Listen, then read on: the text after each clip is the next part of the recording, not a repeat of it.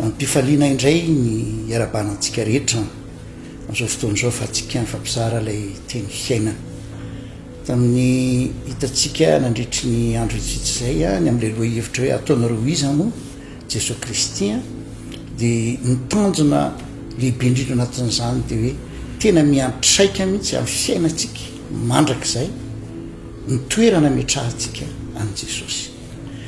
Arakaraky ny toerana metrahantsika azy no fiantraikany. Misy manao azo mpaminany dia atreo. Fa ny tena marina Jesosy Kristy zanak'Andriamanitra velona.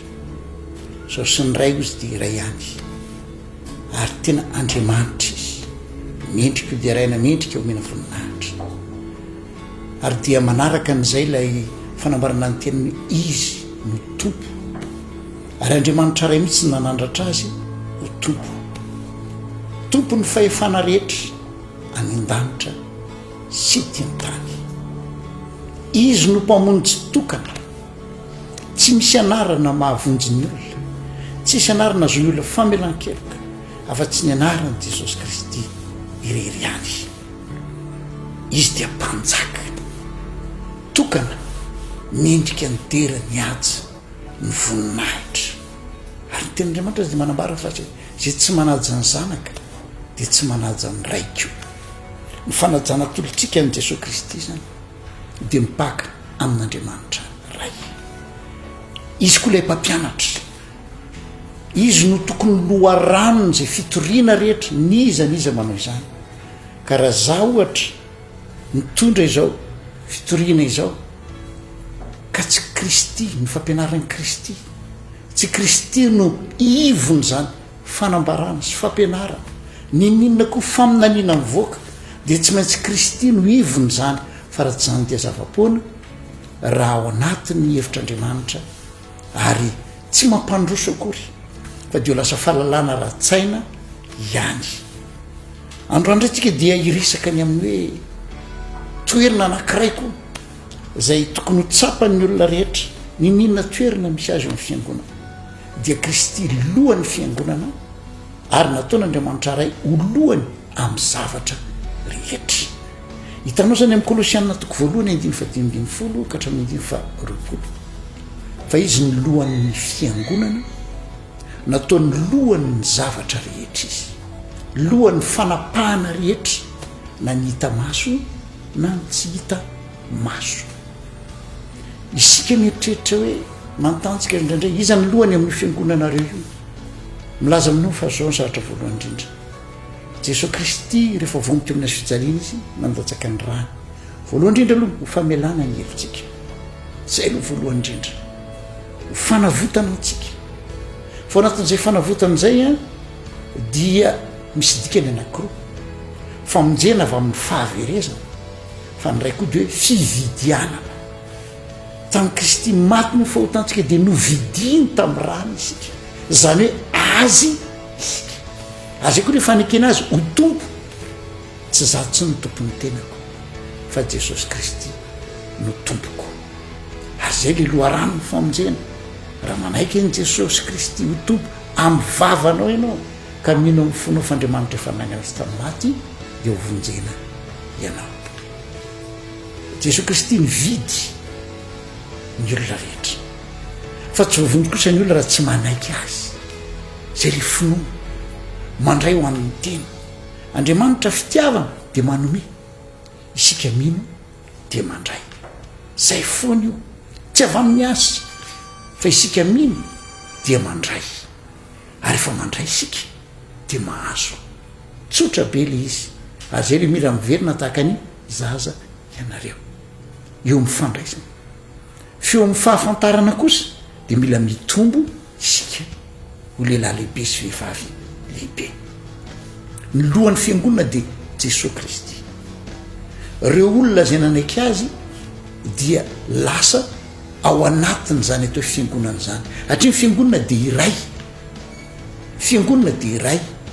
Reny anarana ny tokom-pivavahana rentsika, anara fikambanana rentsika, fandaminana ilain'ny fiarahamonina, ilain'ny lalàna, ilain'ny ara-jeografia sy ny ara-tantara. Fa ilay tena fiangonana dia tokana natokana ny mpitarika azy Jesosy Kristy ilay lohany ary ny manaraka eo rehetrarehetra dia antsoina hoe tenany Kristy. Zasianao na sarahan'ny anarana azy, sarahan'ny fomba indraindray aza atao zava-dehibe zany fa ampiraisy ny loha isika, ny loha de Kristy.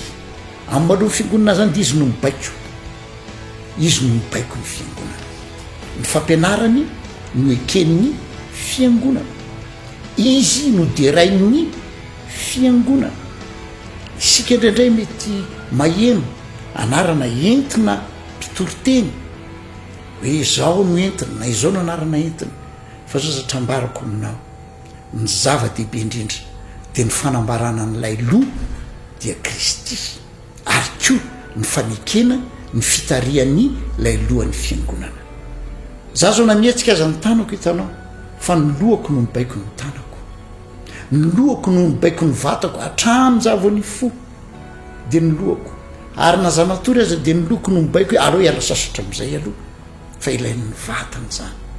Tsisy ratsambatana tokony afaka hetsika raha tsy baiko ny loha, fa rehefa misy ratsambatana mihetsika tsy voafehin'ny loha dia misy olana zay lay vatana, lay tena ray manontolo.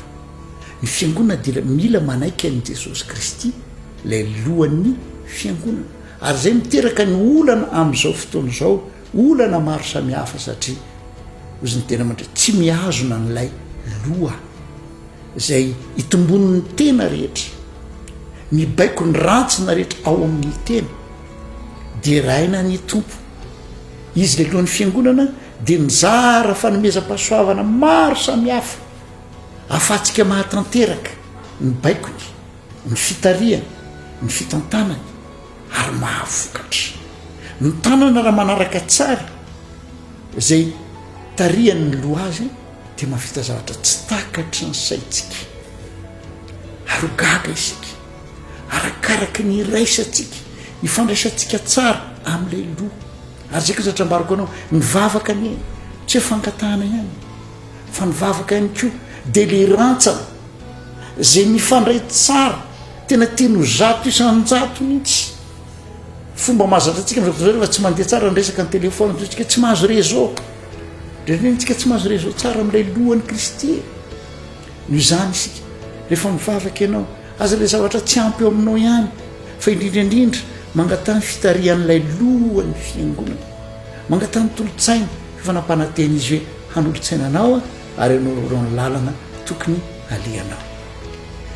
Ny zava-dehibe ho antsika rehefa manaiky ny fitarian'ilay loha isika dia hitantsika fa misy ny fitariany arakaraka ny zava-misy eny, misy ny hevitra ampitainy amintsika zay le indramako kely ny teny frantsay inspiration, amin'ny alalan'ny fanamasina dia mampita ilay loha ny zavatra tiany ataontsika, ny fahalalana tokony ananantsika.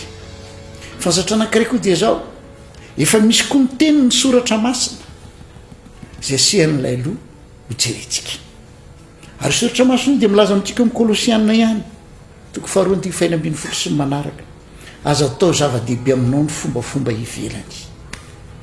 Tsy hevitro manokana zany, fa hevitry ilay lohan'ny fiangonana. Ny zava-dehibe amintsika dia zao, tsy ny fombafomba, tsy ny fihinanana, na ny fisotroana, na ny lalàna toy izao.